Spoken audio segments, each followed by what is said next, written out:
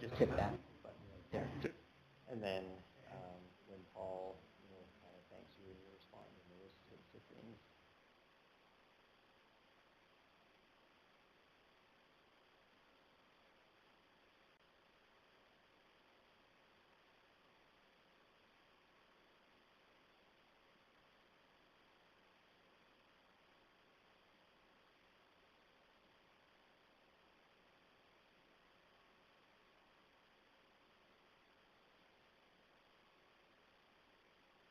Okay, so I'm going to call our meeting to order for Sunrise School Division. It's the regular meeting for August the 26th. We are going to have O Canada by Springfield Middle School. Please stand if you can do so.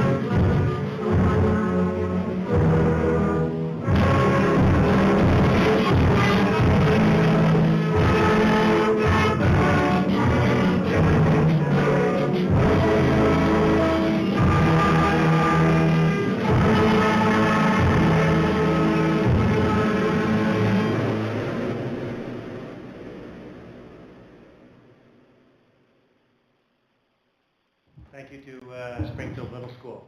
We're going to have a treaty acknowledgement. I ask Trustee Dent to please read out our treaty acknowledgement. We acknowledge the traditional land upon which Sunrise School Division resides as Treaty 1 territory. We honor our partnerships with Canadians' original peoples and respect the gifts of Indigenous history, culture, and language.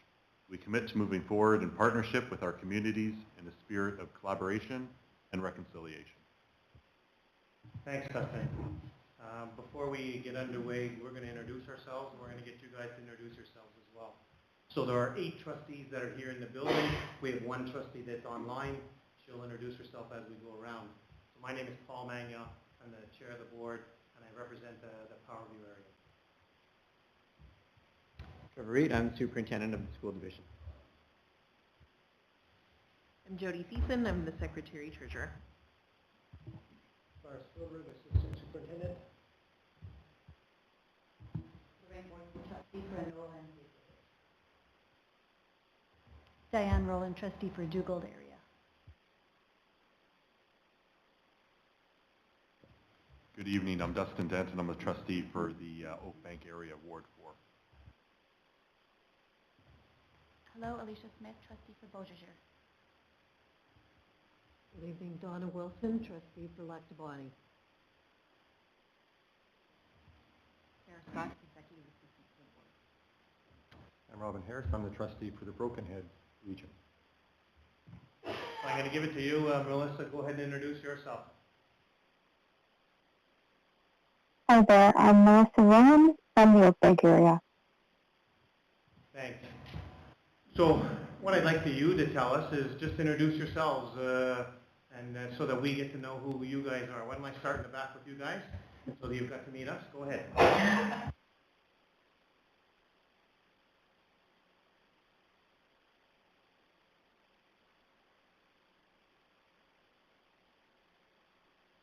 Thank you.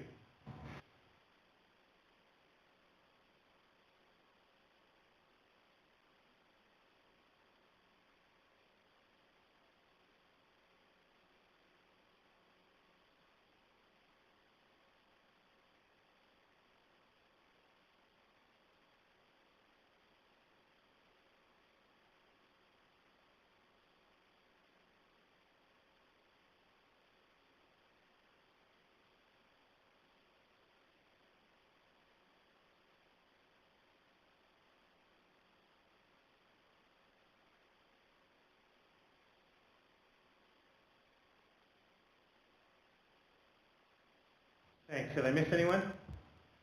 Okay, so a little bit of business and we'll get there in a minute, okay? So we need the adoption of our agenda. Be it resolved the board to approve the agenda. Need a mover and a seconder. Moved by trustee Nicol and seconded by trustee Wilson. Any questions to the agenda? Okay, hearing none, we'll vote.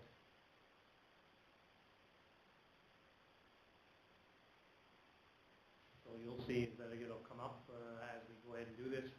Voting will be online, and you'll see the results from the vote.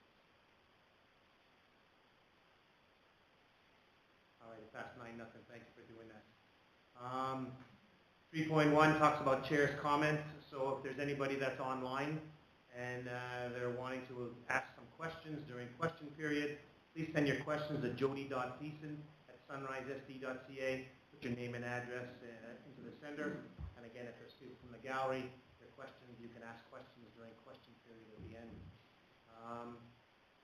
We open up to share a story to allow trustees to share a little bit about some of the things that they want to let the public know.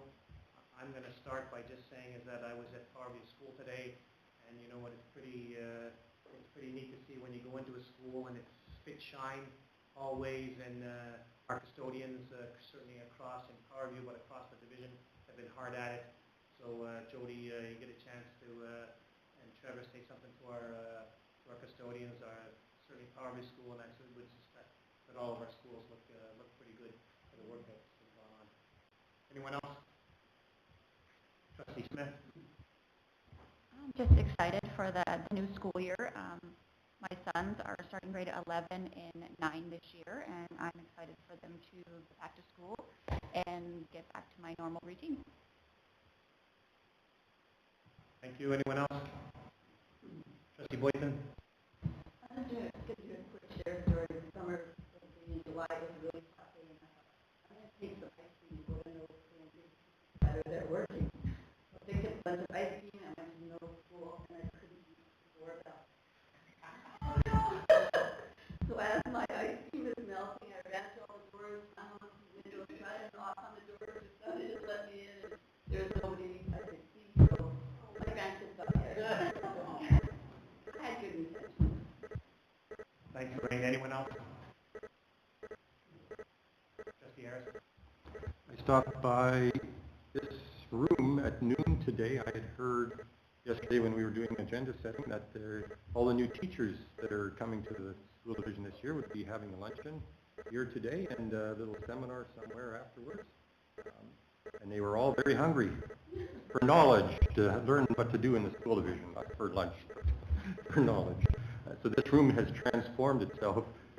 Quite often, I'm sure it does, but it was a nice setting for lunchtime at noon for all our new teachers who were very enthusiastic to be there. Trustee Rowan. Several trustees had the honor to attend the Springfield Collegiate Alumni Golf Tournament to raise money for the school. And I just wanted, it was great, well, it rained all day, but it was a great day. But I wanted to say that and acknowledge that ED Construction this year has donated $10,000 to the Springfield Collegiate towards their renewal of their flooring in their workout room. And that was a very generous donation from Mr. Al Eady there, on top of any monies raised from that golf tournament. So we were quite fortunate. It was a really good day. And thanks for sharing. Anyone else? Okay. So we have a parent delegation. Ed, why don't you come on up to the microphone? I think that Mr. Reed has kind of shown you a little bit about it. When two microphones are on at the same time, it's a little bit of, and you'll see that they're on there. So Ed, you've got 10 minutes for your presentation. If there's anything that, I'll just leave the floor open. We've got all the documents that have been shared by your group with us. So the floor is yours, Mr. Turnbull. Okay, thank you very much for that. I appreciate you guys having us here today and accommodating us. I mean, we're all fully aware of the situation, and we can empathize as parents and students that you guys are having a difficult time keeping and retaining bus drivers. I mean, retention and recruitment is a big issue amongst lots of public services, right? I work for the Department of Corrections here in Milner in this community. I've lived here for 42 years, so I can fully understand how things like that go. But that being said, I also attended Selkirk School from this division on that bus to become an electrician and take a program not offered here, as many of these students are doing, right? Like that's the idea of why they're all excited to go. And you said you got the documentation, so I'm sure you have the victim impact statements from the kids that were willing to write them for everybody to see. And truly, there's a lot of meaning behind it for a lot of them. Some of them, it's to better their future. Some of them have been attending, and it's to graduate with their peers. And so we're starting off here. I do appreciate the offer made from Lord Selkirk School to try to accommodate us at least part way, which does help, but it's only a temporary solution. At any given time, they may, you know, based on their needs, have to retract that offer, whatever the agreement actually is for that bus route. And at the end of the day, too, I mean, there's only so long we can use their generosity until we have to find a way to get our own kids there, right? So this bus has been running at least 25 years that I'm aware of, and I'm sure quite a bit longer than that. A lot of the problems, again, like everyday parents face, and I'm sure lots of you are parents, and so you would understand, you know, that we work, right? Parents work, and to have to get that many kids to a different division daily and back creates a lot of carpools if possible, and that's if possible. I don't know how many parents work and how many parents don't, but I don't even know if we would be able to get that many kids there and back on our own, regardless of the original offer of compensation, which wouldn't cover expenses anyway. I just don't think there's enough vehicles or large enough vehicles to get our kids there and back. And we're back to that idea again of some of these kids are expected to graduate with their peers, and they're given trades that they had gone there for, only to be concerned that that may be pulled out from under them if their parents can't find a way to get them there and back. Which is a shame, because I'm sure they put a lot of hard work and dedication. In the cases of some of these students that are going, they've seen their brothers and sisters go, their friends go, and they're striving for just a program we can't offer here. And it would be great if we could offer those programs here and keep these kids in this division, but not everything can be offered everywhere, and that's why these services were originally available. So with the help of Selkirk School Division, which I think still is only a temporary fix, we need to figure out a way to help the division and each other retain and recruit bus drivers. Well, I don't have the full information regarding it. I know that somebody did come forward and offer to drive the bus, but was the full details behind that, again, I believe were that the driver doesn't get to pick his route simply due to a unionized workplace. But it did seem like a good solution at the time, and I don't know what exceptions can be made for that particular solution, but we did source our own driver to try to help at one point. Whether or not that offer for him is off the table, I can't say. I haven't been able to speak to them directly regarding that. So additionally behind that too, I don't know what the compensation package is offered to drivers. I don't know what the hourly rate is or the rate per route, but as part of the division-wide thing, that's something that has to be looked into as well. If we can't retain drivers, if the school division has that limited amount of drivers, you know, we have to look at what can we do to compensate them better, to encourage more people to either stay on or to sign up. My understanding from conversations I've had with members of the board throughout this process is that the recruitment has been up for a while. It's pretty much always up, but it just obviously then doesn't seem to be drawing in anybody. It doesn't seem to be lucrative anymore, and we need to look into what we can do to make that lucrative. So, sorry, one second, going through my notes here.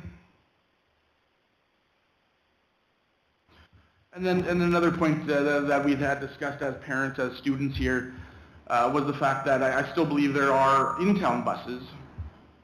Whether or not that's true or not, again, I can't answer that. That's something the board possibly could, or the bus garage could. But if there are buses within the town of Beausejour, these kids are within walking distance of a school, albeit maybe it's a little far, but we all did it when we were kids. We all walked across this gigantic town to get to school.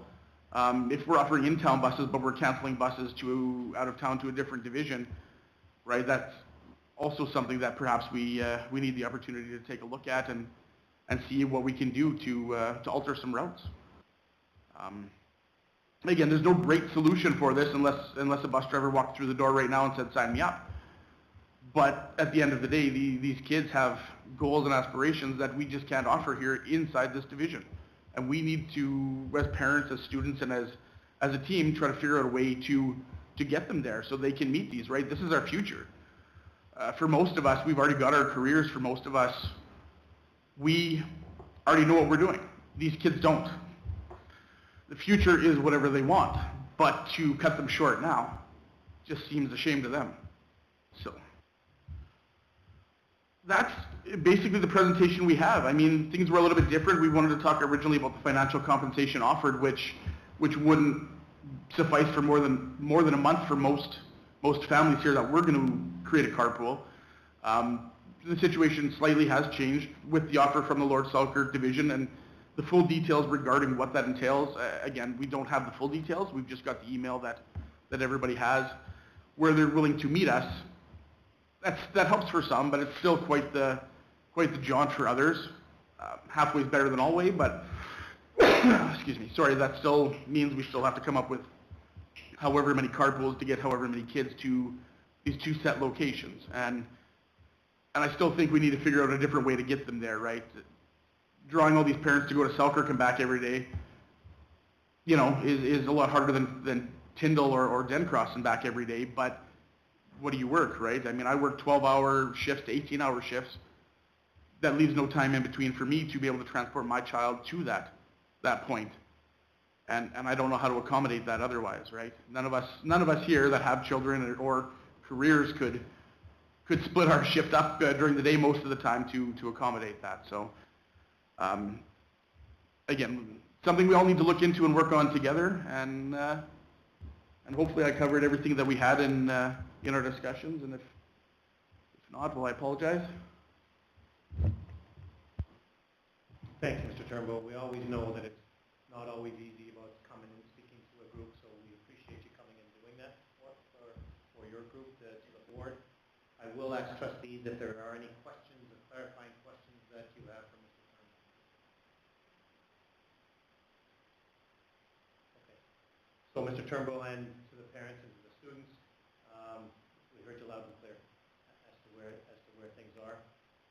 It is something that bus drivers are certainly a continuing challenge for us, and we're working on it all the time. We will be meeting later on in camera, certainly to have some discussions certainly about this, and we will get back to you and to all the parents by the end of the week. Okay?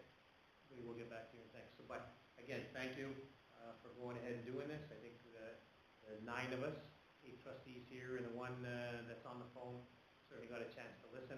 We've got your information. We've got the letters from the students. We appreciate that. And again, we'll do whatever we can. Just again, thank you very much for having us here, hearing us out on behalf of the students and the parents that are involved in this. Again, we appreciate you guys having us on record for this. It's not easy, but thank you very much. You're more than welcome to stay to this riveting school board meeting, but we appreciate you coming. And again, I think that you have names and numbers of people to reach out to as trustees that are there online. We continue to want to go ahead and talk. That's part of our job as well. But again, we will get back to you by the end of the week. Perfect. Thank you very much. Okay. Thank you very much. Thanks, guys.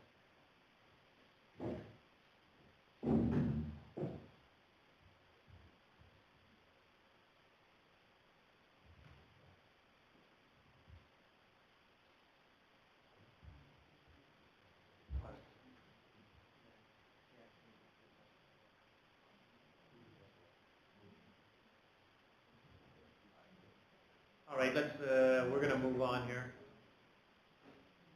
with our regular board meeting. We'll come to that.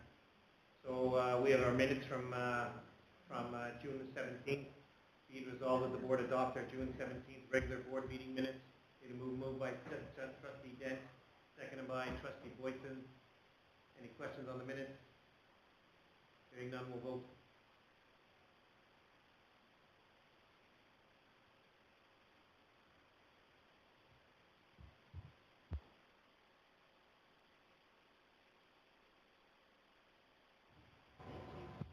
So we now have the superintendent's report. Give it over to Mr.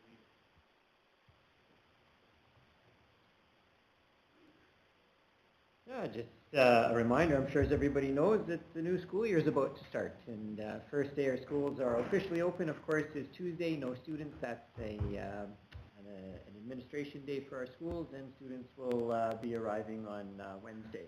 And just a reminder that, of course, we're not offering the traditional smooth start activities we have in the past, and that has been raised as a concern or a question out of some of our communities.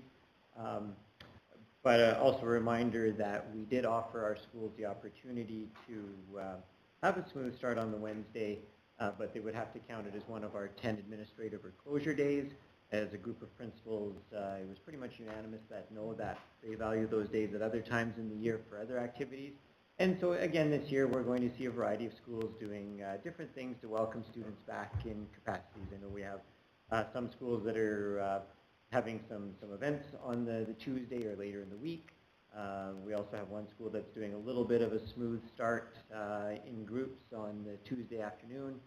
So there are a variety of things going on across the division, but I'm sure all of our schools will be welcoming students back. So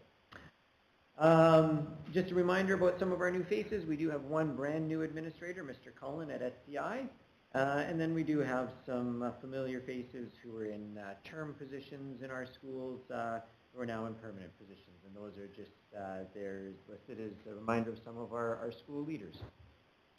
The summer, Assistant Superintendent Mr. Fielberg and myself, we had the chance to go to the MAS, Manitoba Association of Schools Superintendents Summer Institute. It was led by Dr. Stephen Katz from Ontario Institute for Studies in Education, what we commonly hear as OISE, out of Toronto, University of Toronto. And it was all about how divisional leadership can impact student learning. And I'm going to try and be modest here, but I think Lars and we listened intently for a couple days, and we kind of felt pretty good about what we heard. According to Mr. Katz there, I think our school division and our leadership team follows many of what would be considered best practices in terms of how leaders can impact student learning, even though we're not in the classroom ourselves. So of course, we picked up a few things to bring back and maybe try and do differently, but overall we felt pretty good about what we heard and the work that we were doing. It was kind of satisfying and reassuring. So, just a quick update. Of course, this is our first school year that we come back under Manitoba Education's new expanded definition of resident pupil, and we've talked about that a couple of times at this table. But basically, that students can now register at any catchment area school where they're living with a responsible adult. It no longer needs to be their legal guardian. And so we've all kind of been curious about what the impact of that was going to be and how that may or may not affect our enrollment numbers. So far, we're not hearing from schools that's having a big impact in Sunrise. Interestingly enough, we sort of had our first unique or curious case today where Lars had to support a school in terms of a student trying to register without their parents' consent. And we thought that was going to, possibly be one of the things that would come up. And Mr. Fielberg, of course, reached out to the legal guardian and said, "Are you actually estranged? Are you aware of your daughter's actions?" And the parent did say, "No, we're not necessarily estranged, and my daughter needs to call me if she would like to go to school and live with another adult." Oh, and wow. So. So it's not just a free ticket. There are a few checks and balances and a little bit more work for our schools and, senior admin at the school division, but by and large, not a significant impact yet for us in Sunrise. So, and yeah, just at this point in time, our schools are staffed and ready to start the school year. We do have one open teaching position that doesn't kick off on the first day, but later into the fall still to fill. And we have one education assistant position to be filled at a medical leave, but I actually think that the EA position was filled today. I was signed direct to hire at the end of the day, so I think it's just one teaching position that is filled for the start of the year, but is a leave that kicks in a little bit later in the fall. So, Any questions for Mr. Reed? Thanks, Trevor. So I have one question. So now I've got someone comes to you at Springfield Collegiate and wants to live, and is from the Whitemouth area and wants to go ahead and live with an uncle and go to school at Springfield Collegiate. They do that for 5 days. Now they're no longer living with that uncle. It's a loaded question, I know, but if you have the answer, but what would we do in that? well, the legislation does say that the student must be living with the responsible adult that they have registered with. And so if they're no longer living with that responsible adult, if that comes to our attention, we would probably need to ask some questions about that. And if we find that to be true, we would tell the student that they're no longer eligible to attend the school. Legislation is clear. They reside with the responsible adult and they register under the care of that responsible adult. Thanks, Mr. Reed. Anyone else? Questions? Okay. Jody, the floor is yours with the Secretary Treasurer report. Wonderful. Thank you very much. I have two attachments for tonight. One is my usual report, and the other one, see if I can share my screen. Lately, I've noticed I've flicked the screen flickers. So, is it me? I'm scared. Okay. So we'll see if it flickers, and if it does, then we'll figure out another way to share it. Trevor's really good at that. With that being said, I wanted to update everybody about the adult education funding, the provincial funding. So it has been frozen this year. We've received a letter saying they are going to issue us the amount of $1,034,000, the same as last year. With the result of the updated teacher contract, staffing increases have occurred, resulting in a difference of a shortfall of about $75,000.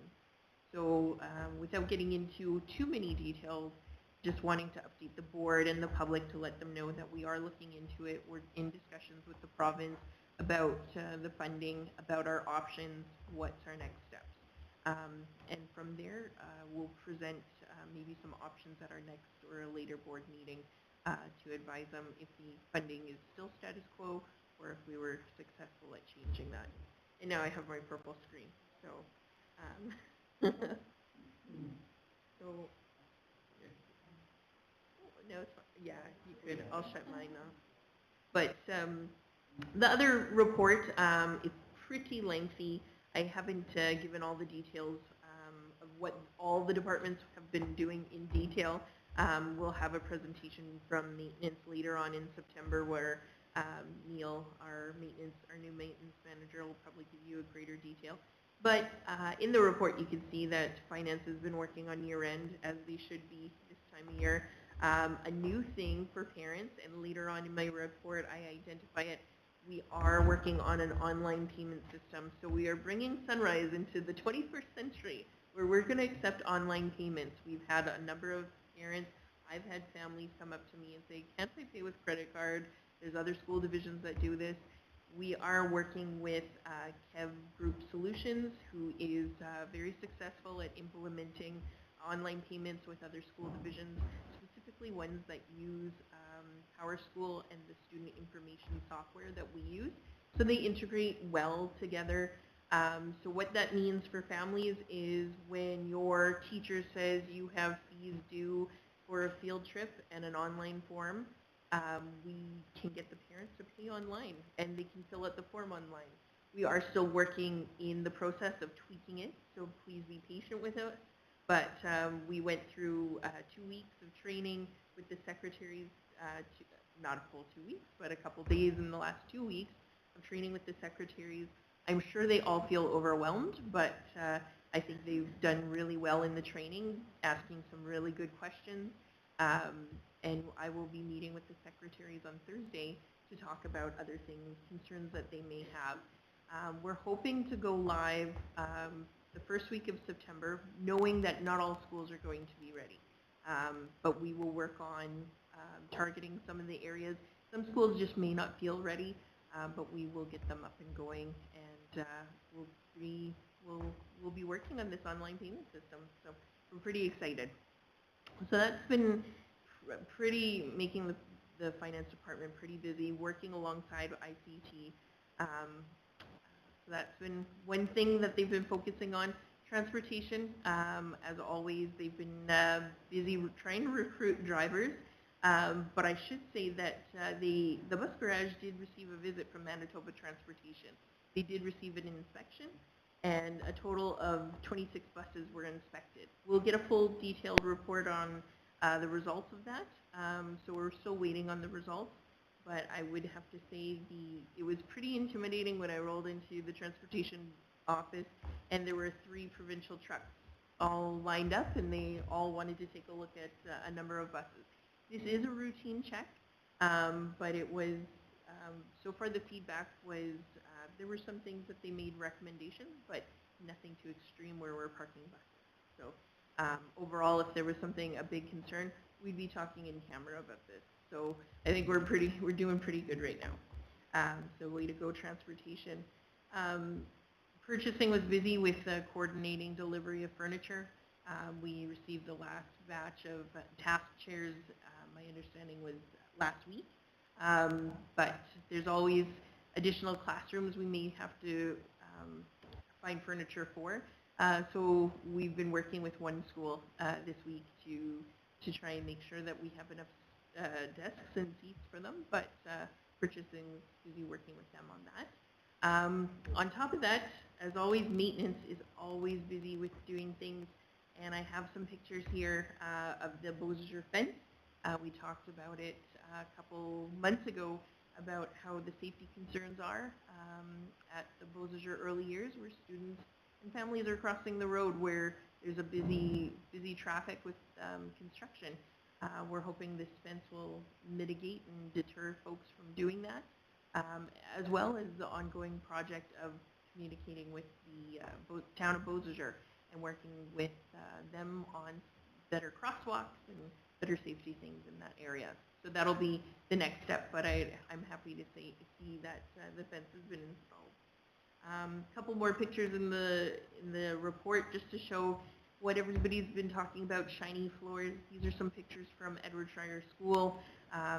The staff there take a lot of pride in that school, and you can see when I talk to their head custodian there, Art, he takes a lot of pride and makes a lot of effort to make sure that everything's shiny and working condition when the students come in.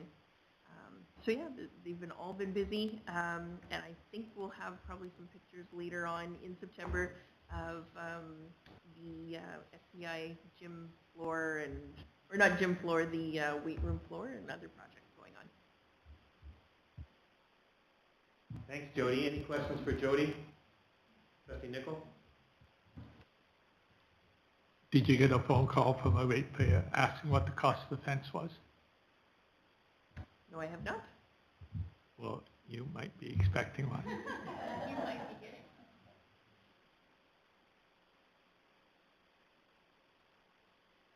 Jody, can you just talk a little bit about our bus drivers and the work that you're doing certainly with that, please? Yeah, so we've had a struggle over the last, I would say the last 24 months that we've had a number of bus drivers retire. And as we got closer to the end of this school year, we had a number of bus drivers go on medical leave and retire. And of course, that affected our pool for available spares for our bus drivers. So if we have a number of drivers that call in sick because of illness or unexpected emergency that they have to attend to, we pull from a pool of drivers that we have as spares. And that pool is, over the years, dwindled, only because they've been either getting those positions, they'll be taking on permanent bus driving positions, or they decide to find employment elsewhere. So over the course of the summer, we have made a lot of effort of trying to recruit more drivers. We have added, and you'll see ads in our Clipper newspaper shortly for recruiting more drivers.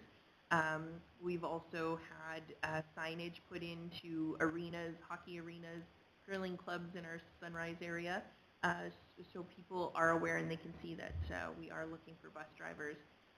So we've been doing that. We've also changed our recruiting requirements. We'll have a bit of a bonus or a referral, I should say, referral bonus for anybody who refers someone and becomes a successful driver.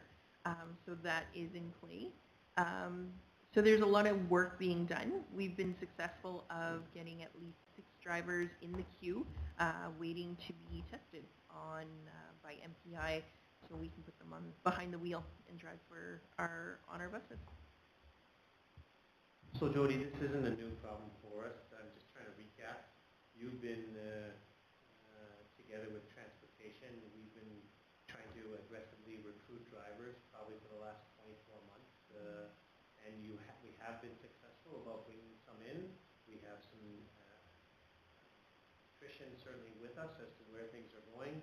Our pool is getting smaller. We're concerned, right? And so that's why the current year, we've done some training over the summer. There are 6 that are, like you said, that are in the queue, and we're going to continue to try to advertise, to recruit, and train people throughout the year to come into our pool, our spare pool for us to go there. Okay, thank you. Trustee Nichol? This is not a problem only for Sunrise, it's a problem for every school division in the province, is that correct? Yeah, correct. We've had a number of school divisions, our neighbors, Lord Selkirk, River East, on a daily, they're canceling runs because they just lack the drivers. So between that, and as the contract settles, and if a bus driver lives on the border of a school division, they might go to the highest paying school division if they're living on the border. So we've seen that. I've heard it from my neighbor secretary treasurers in Winnipeg, where some will train in River East and go to St. James because the pay is better. So very competitive out there if you're a bus driver.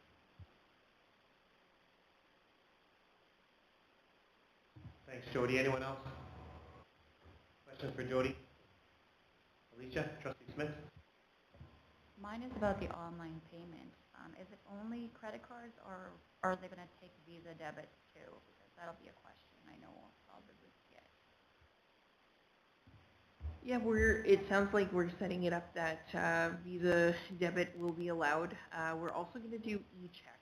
So as long as you are a student of Sunrise or a family of Sunrise registered at a school, we'll also do e-check, so transfer from your bank account. If somebody would like to make a donation, we won't be able to. So somebody off the street that would like to make a donation towards a playground, we can take a payment from a credit card, but we won't be able to do e-check because it's not set up through the system that way for basically non-students of the division. And I know my brain's not getting to it, tax. Usually pay a membership fee for, was it Much Lunch? Will they still have to do that, or are they going to be able to use our platform? They still have to have Much Lunch? Yeah, so our platform only deposits money into our bank account. We don't have it set up that we can do into other people's bank accounts. Yeah. Thank you. Jody, I don't want to get on. I want to go back to the bus thing. We're pretty proud that last year we didn't cancel a whole lot of runs, correct? Because we did work about making sure that we had enough. There were some challenges, but I think that I heard Trustee Nichol and I thought Trustee Boyton said that it's other school divisions, and yes, we're hearing from our other school divisions that they're canceling runs. Yeah, you're correct. So we did have to cancel a few, I think it was at the max 5 bus runs last year. The year prior, there might have been one. So we've been really fortunate. I did tell Jason a while back that out of all our departments, transportation has the lowest staff that are taking their sick time. Does that mean that we have drivers driving while they're sick? I don't know. I hope that's not the case, but I hope they're not sacrificing their health. But I do see that we don't see them utilizing as much sick time as years past. That's something I've noticed as a trend. But yeah, we're really lucky in the way that we haven't had to cancel a lot of bus runs compared to our neighbors. Thanks. Go ahead. Thanks, Jody. Go ahead, Mr. Reed. Just to follow up on your last question, I did a little bit of quick math there. Last year, Sunrise rolled out buses 16,470 times. That's how many days and how many bus routes we did. And unfortunately, we had to cancel only 8 runs. So I say unfortunately because any number is probably more than we would want. But at the 16,470 runs, we unfortunately could not find drivers 8 times over the course of the school year. So. Yeah, thanks. Appreciate it. Okay, we're going to move on. We have some board business here. 8.1, divisional report to the community. Trevor, this is something you put together. Very impressive.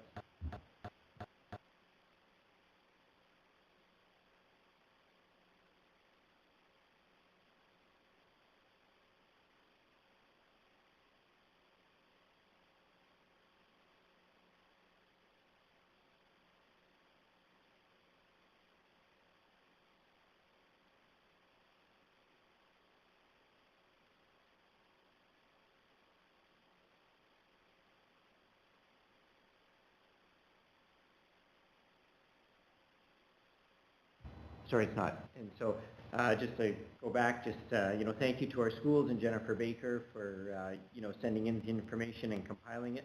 One observation for doing it for the first time through as a full cycle this past spring is that we collect a lot of student achievement data. And many of that, we should be proud of. And I think it's an opportunity to be transparent with our parents and the stakeholders in our communities, just in terms of how our students are doing compared to other students in the province. And so as I think ahead to the report next year, I think I would like to include some of that student data that we report on regularly here at the board meeting in our community report. So. Thank you. Any questions for him? Okay. Let's move on. Good work to that. Yeah, impressive. And I guess the biggest thing is that as it gets out to the community, it'd be interesting to find out how many people are reading it and taking a look at it. That's something as we talk to the community is that as trustees finding out from people, what are they reading it and taking a look. Jordan's principal funding, I think that's you, Mr. Reed. So over the course of the last 12 months, we've heard quite a bit about Jordan Principal's funding to public schools in Manitoba, and I've heard some unfortunate stories about divisions being required to cut large amounts of staff because their funding did not continue as it had in previous years. We previously reported that wasn't the case in Sunrise. Sunrise has been very modest in terms of its applications to Jordan's Principal's funding, and also very responsible in terms of not spending any money until it has been secured, and that's been sort of long-standing in the school division. I did include with the report two pieces of correspondence, one from the provincial government, Manitoba Education and Early Childhood Learning, that basically says that they fund the students' learning and provide funding for all students in Manitoba schools, and that schools shouldn't be applying for Jordan's Principal's funding to support students that they feel that they're already supporting. That's sort of backed up with a federal government directive that I've included, that they said Jordan's Principal funding really isn't available to public school divisions in any of the provinces. Of course, for those of you that attended the CSBA conference, we heard from Cindy Blackstock, the executive director of the First Nations Child and Family Caring Society, who presented a much different opinion, on that. But at the end of the day, we need to go with the information that's put in front of us, by our funders. So just to kind of wrap up here, the question was asked, where are we at with this? And currently we employ no one in the school division with that funding. And so it doesn't mean we won't apply for it again in the future if the opportunity presents itself within the given criteria.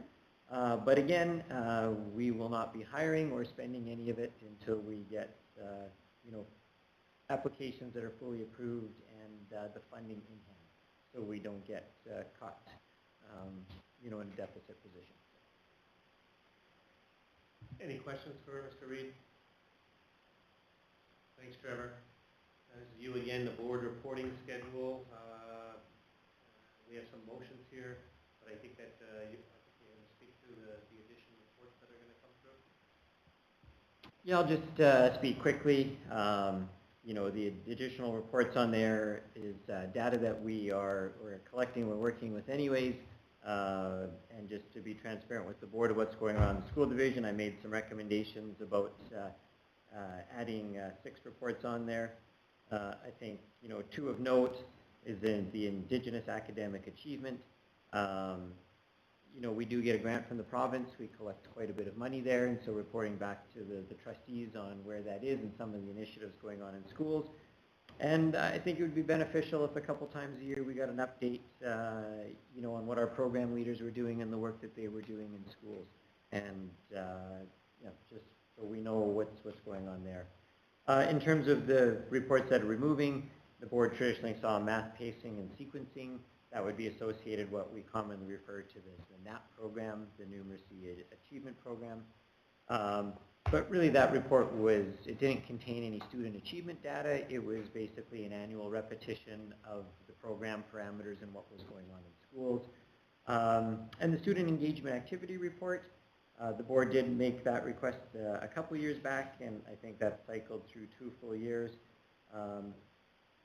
I think the board is well aware that there's lots of good stuff going on in our schools, and the report itself I don't necessarily think was overly accurate. Schools were always adding on, but not necessarily taking things off. And, I think the original purpose of that report was to know what our schools were going, and I think the board's had a snapshot of there's lots going on in the schools.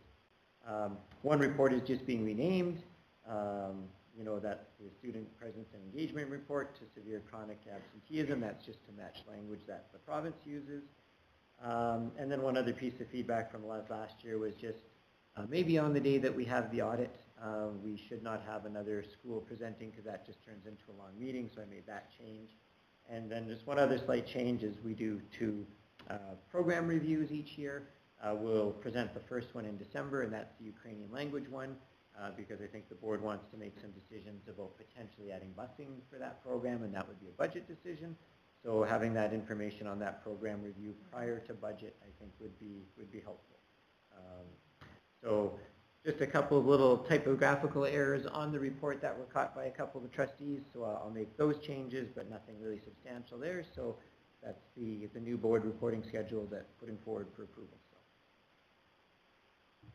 Any questions from anyone? Okay, so here are the 2 motions. Be it resolved that the board adopt the 2025-2026 board reports document as their schedule for regular reports presented to the board throughout the 2025-2026 school year. And be it further resolved that the schedule remains open to changes by the board or the superintendent, but provides a proactive structure of targeted items for the superintendent to prepare throughout the course of the year. So I need a mover and a second. Moved by trustee Boyton, seconded by trustee Dent. Any questions? Okay, hearing none, we'll vote.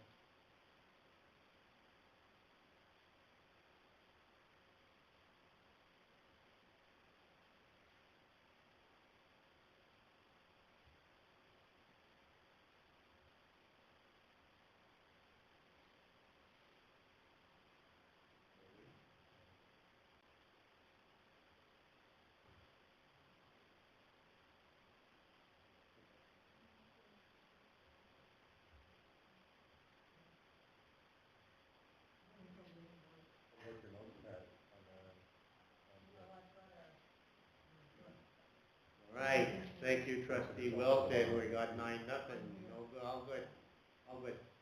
Perfect, thanks very much for doing that. School funds report is, oh, sorry, Trev, go ahead. Sure, just one more comment. Now that it's actually being approved, you would see on the schedule that we were supposed to present the workplace violence report this evening. That report has been done and is complete.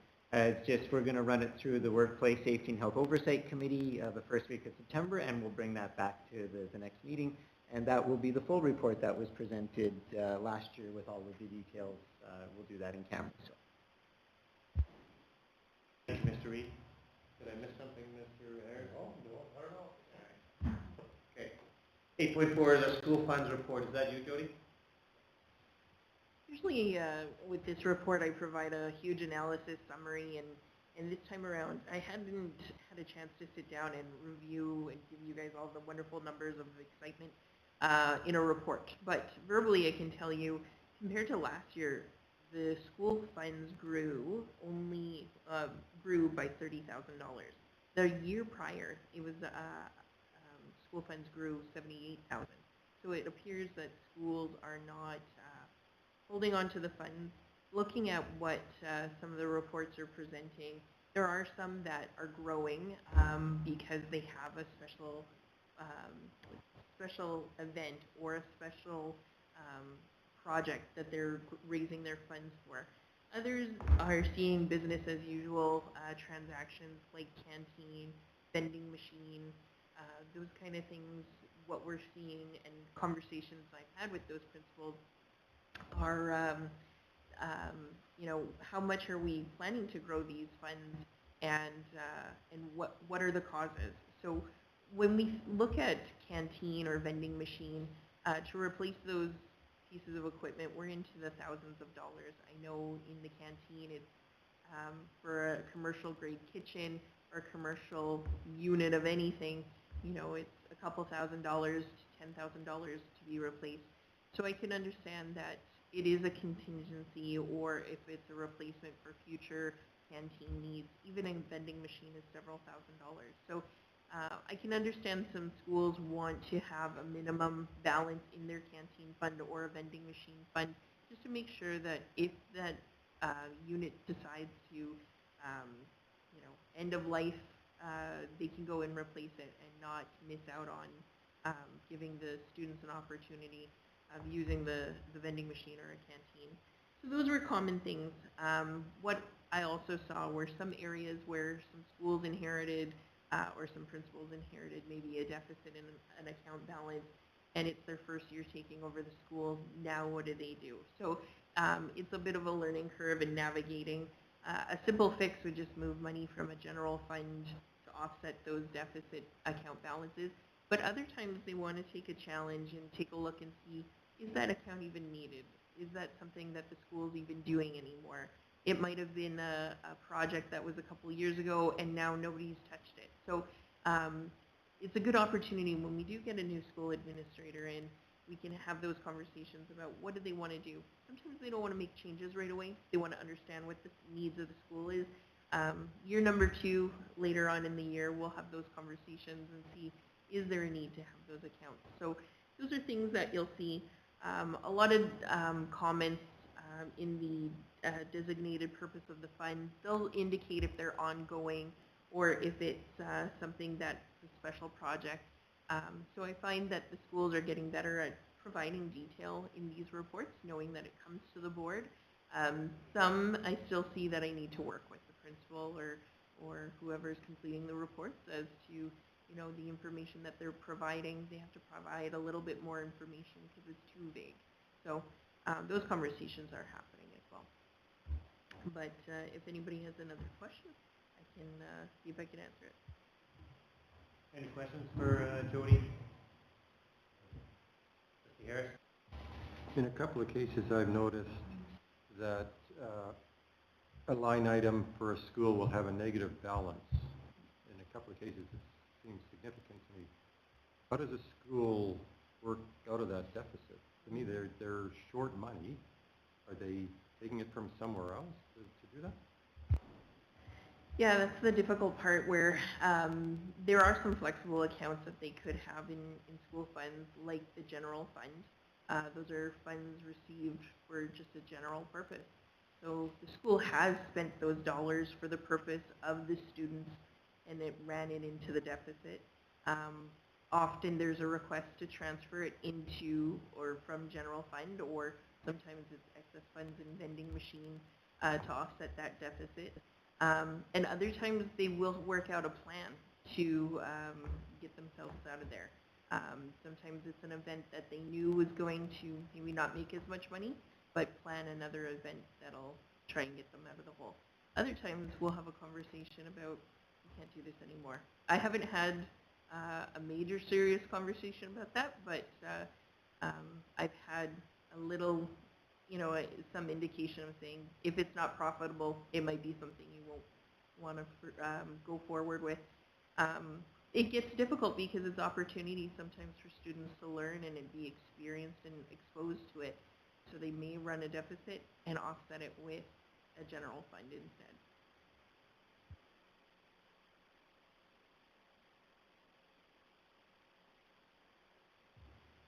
So I noticed also the account names on some of them have an account number. Do you then create a summary, like a spreadsheet that brings all the different schools and accounts into one nice spreadsheet that compares school by each item? For example, field trips is 716. It looks like at this school. I assume it's 716 in all schools. Do you then have a summary in a spreadsheet that shows 716 in every school for that amount that finance then looks at some point? We don't, when it comes to school funds, we don't necessarily look at it as detailed as we do in operating. In school funds, they are school-generated funds. Usually the intention is it's an in and an out. But yeah, we can set up reports to do comparisons of schools, which one's sitting higher, which ones are spending more or less or utilizing the account more. So we can set up a report, not that we look at it. We don't specifically look at school funds in that way.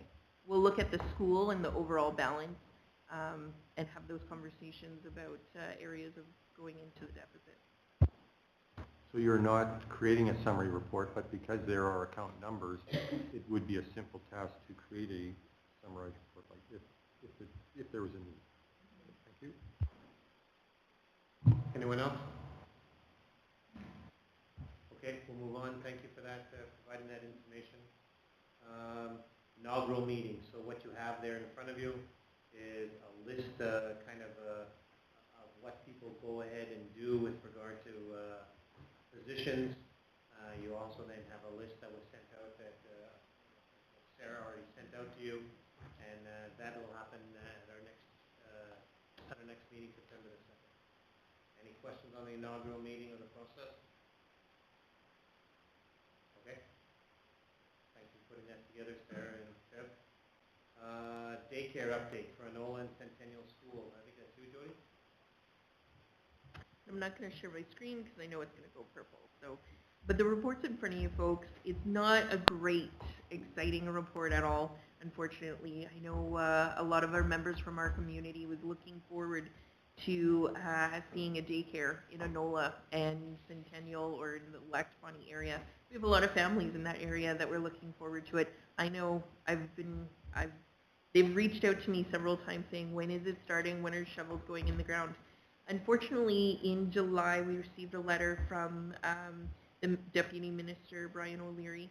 As of July 10th, they've decided to cancel this project. I should note that the project is not based on Sunrise's efforts. We tried to work with the province as much as we could on the information we had. Unfortunately, it sounds like the whole project, there's about 29 standalone childcare centers that are all canceled. So it sounds like the project will be, they might work on it. The province will look at working on it with an internal department and moving forward. But at this time, the whole project has been canceled, and we won't be seeing a child care facility in Anola and Centennial at this time. Thanks, Jody. Questions for anyone? Jody, my question would be is that, and it's not something that I need an answer today, but how do we share this then with the public?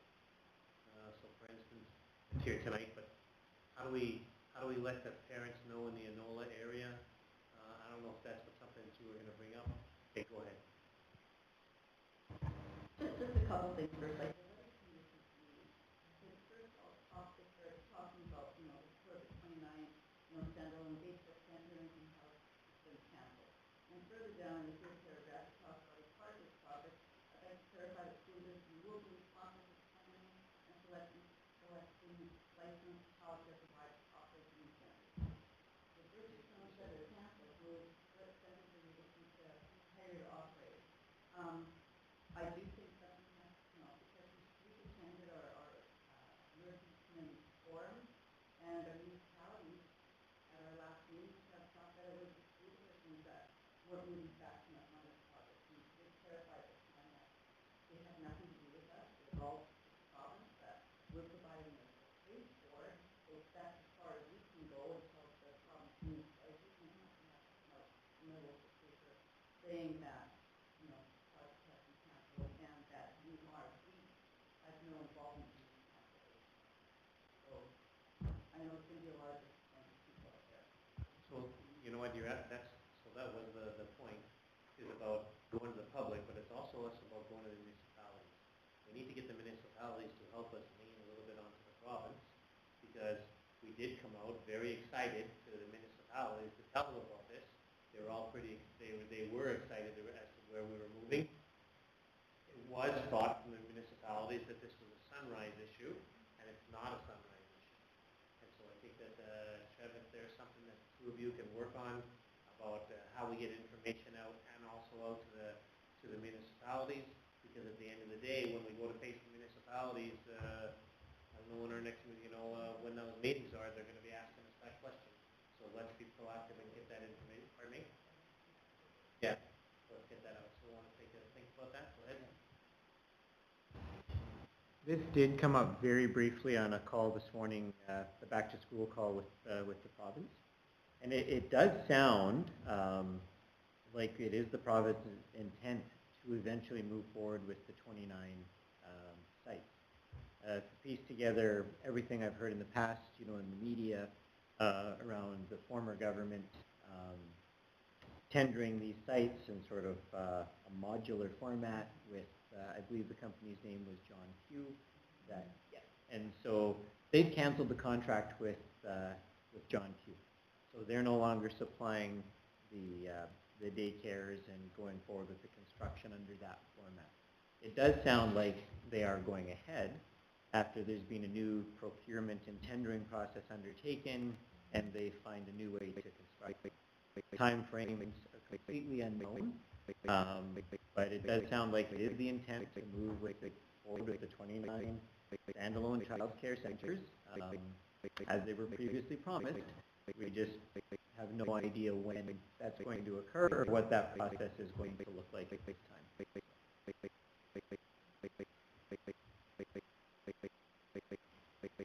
Just to clarify, I see on that third paragraph that you're referring to and elaborating on what you're saying there. It points in this letter that I'd like to clarify that school divisions will be responsible for tendering and selecting licensed child care providers. That actually is the same, just the running of the daycare in the building once the school division has nothing to do with the tendering of construction, just who would be operating that child care in there as usual.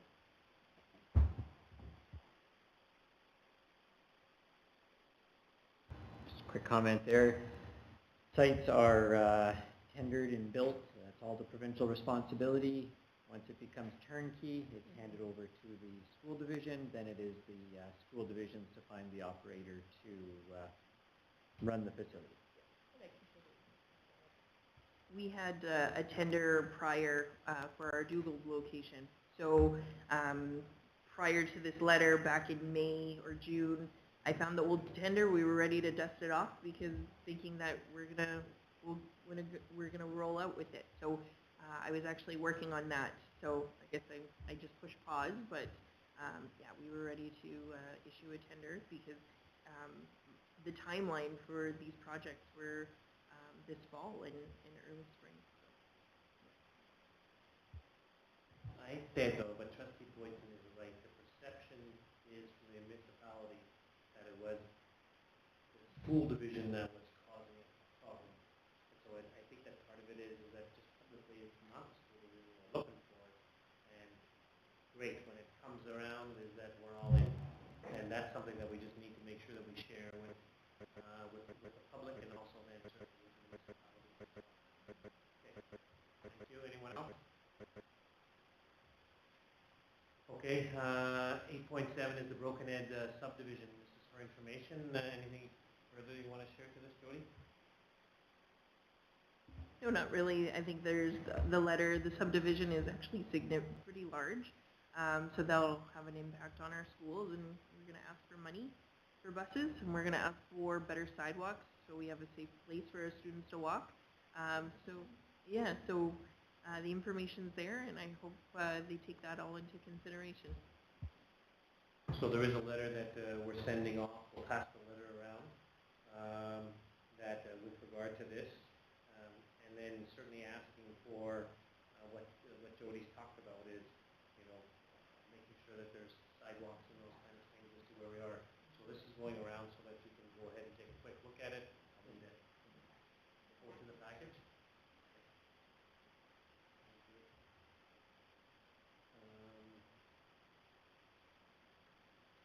So we're moving to 8.8, the Ecole Parvey School Grade 9 camping trip.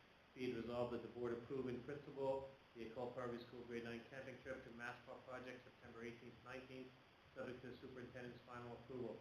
Need a mover and a seconder. Moved by Trustee Smith and seconded by Trustee Rowland. Any questions? Okay, hearing none, we'll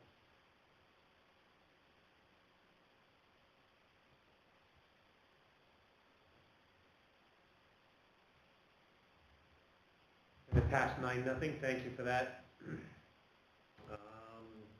We have 8.9, Whitemouth School Trip to Toronto. Be it resolved, the board approve in principle the Whitemouth School Trip to Toronto, October 15th to the 19th, 2025, subject to the superintendent's final approval. Moved by Trustee Nicol, seconded by Trustee Dent. Any questions? Hearing none, we'll vote.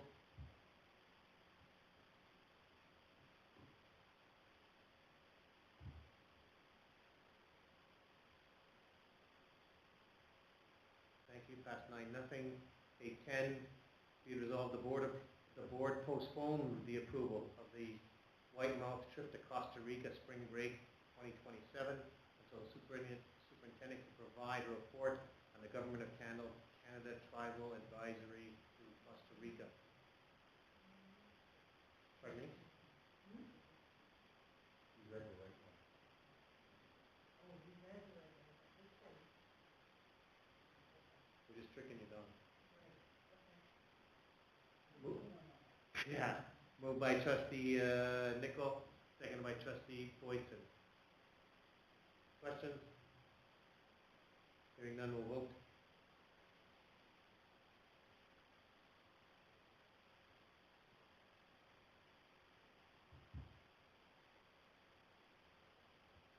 So we're into our committee reports.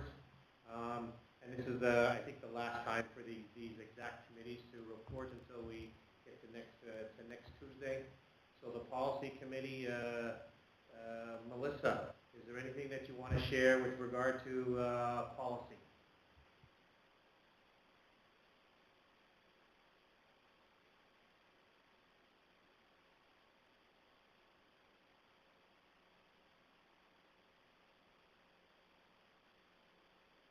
Okay, so Melissa tells us no. Anybody else from the policy committee want to share anything? Okay, I didn't mean to put anybody on the spot. You don't have to. The finance committee, Chair Nicol, is there anything that you want to talk about because you had a finance committee meeting a week ago? We had a finance committee meeting on Thursday, and I think the minutes, are the minutes here yet? Okay, the minutes are there, so you can read that. And one of the reasons we had a finance meeting in August is that previously we didn't have until maybe October, and we were looking at June, July, August, September check registers. So this time we did June and July. So we only have to do probably in September, we only have to do August. So it makes it a little bit easier.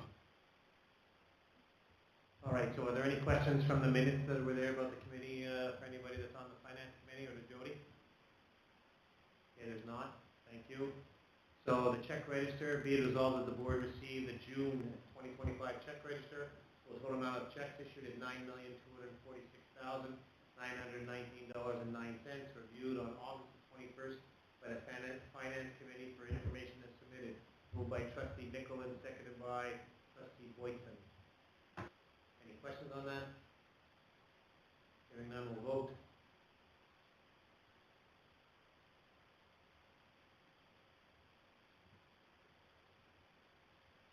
Passed 9-0, thank you. I did sit in on the finance committee meeting, and I said to them, I should have been making buses because I signed checks for each bus, and buses are pretty expensive, and it was just interesting about, I think Jody said to me is that not too long ago buses cost us $85,000, somewhere around there, and buses now are costing us $250,000 plus. Interesting as to where we were. So every time that I saw one of those checks that come off the sign, I said, should have been a bluebird or something like that. Okay, let's keep going. We have be it resolved that the board received the July 2025 check register. The total amount of checks of $1,261,324.52.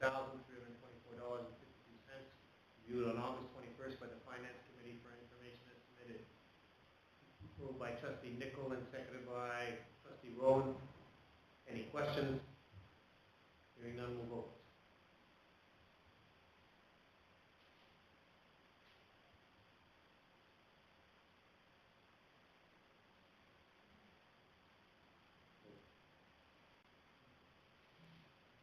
My apologies.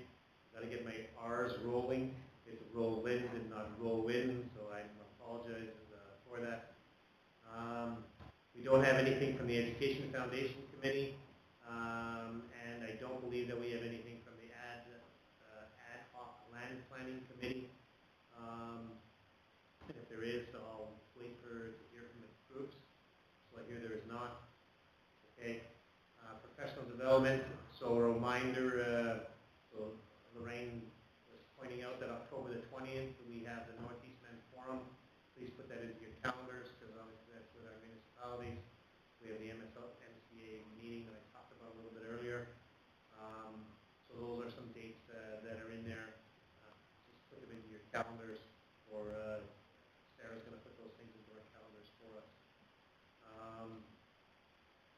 One of the things that we didn't do that is on here, so very quickly, did we want to talk anything about, since trustee Harris talked a little bit about the CSBA, did we want to talk about that or no? We can put it on our next board. We can put it on our next board meeting. And looking at your faces, we'll put it on our next board meeting, CSBA, just for people to give some feedback, because I know that trustee Harris wants to share his feedback on it for sure. So board correspondence, you see the information there, nice to know information, a number of things. Thanks, Sarah, for putting all this down so that people can take a look at. Upcoming meetings, the inaugural September the 2nd and then the 16th. And a reminder then that we start, we're still starting at the same time, correct, Jody? We're in camera at 6 o'clock, our inaugural meeting is at 7 o'clock, and we have a lighter agenda at 8 o'clock. Correct? Okay. Questions from the public. Are there any questions from the public, Jody? 14.1. I'm just going to refresh my emails, but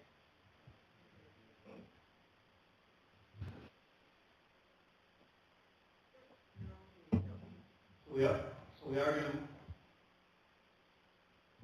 we are going to move into in camera. We do believe that there will be a motion coming out of in camera. So if any of you that are listening online, we do believe that there will be a motion that will come out of it. We'll adjourn, not adjourn, we'll leave here to go into in-camera.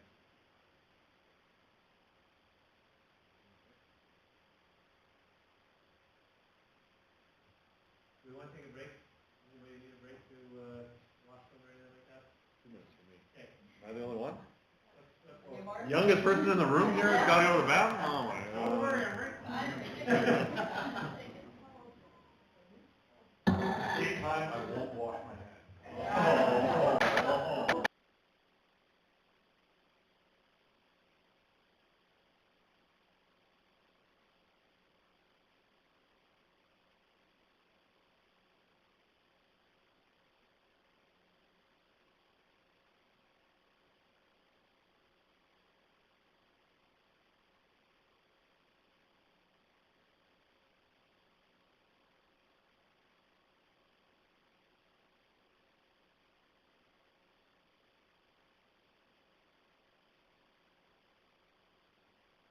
All right, thank you. We're back now into our regular meeting. We have 18.1, we have one motion from in-camera. Be it resolved that the board direct the superintendent or secretary treasurer to respond to the parent delegation as discussed.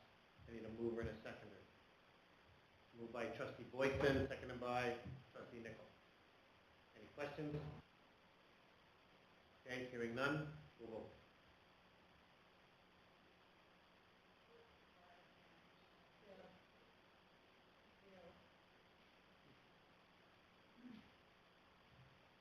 Are we good with that? Okay. Melissa, we're going to have to vote by hand, and so how do you vote? I vote in favor. Trustee Boyson? Trustee Rowland? Trustee Nichol in favor, Trustee Dent in favor, Trustee Smith in favor, Trustee Wilson in favor, Trustee Harris in favor, and Trustee Magnon in favor. So it passed 9-0. Thanks, Sarah. Thank you for this meeting. I agree, good one for us to get back to. Thanks for the work from our senior admin team for putting stuff together. There is a number of things that are coming up to us on January the 2nd as well. And we are, sorry, did I say January 2nd? See, some of you guys are paying attention. There you go. Let me redo that review again. All right, so on Tuesday, we'll see you all back here. Thanks very much. Our meeting's adjourned.